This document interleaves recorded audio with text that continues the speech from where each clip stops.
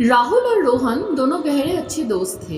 गर्मी की छुट्टियों में वे अपने दादाजी के गांव गए, जो एक पहाड़ी इलाके में बसा था।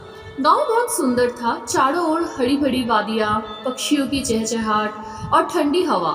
लेकिन गांव के बुजुर्गों ने हमेशा एक चेतावनी दी कि वहां कुछ अजीब घटनाएं होती है।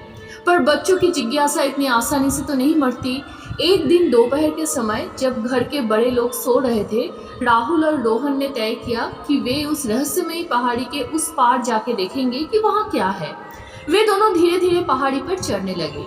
शुरू में सब ठीक ही था, लेकिन जैसे जैसे वे ऊपर चढ़ते गए, वातावरण में एक अजीब सी खामोशी छाने लगी।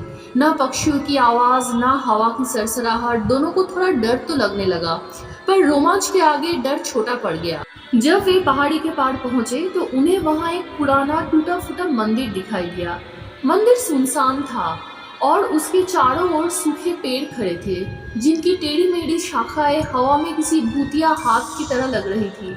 राहुल ने धीरे से कहा, यार हमें वापस चलना चाहिए, यहाँ अजीब सा महसूस हो रहा है।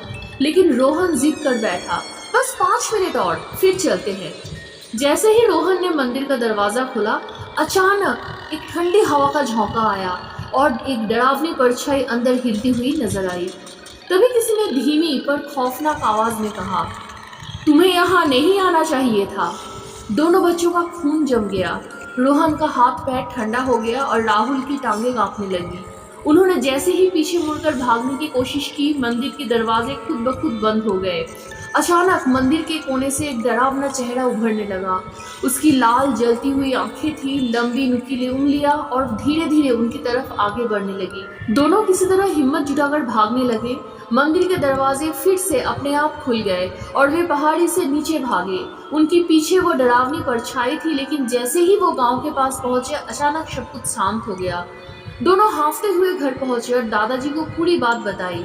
दादाजी का चेहरा उतर गया। उन्होंने कहा, तुम्हें वहां नहीं जाना चाहिए था, वो मंदिर बहुत पुराना है। सालों पहले एक तांत्रिक वहां काले जादू का अभ्यास करता था, लेकिन उसकी मौत के बाद उसकी आत्मा वही भटक रही है।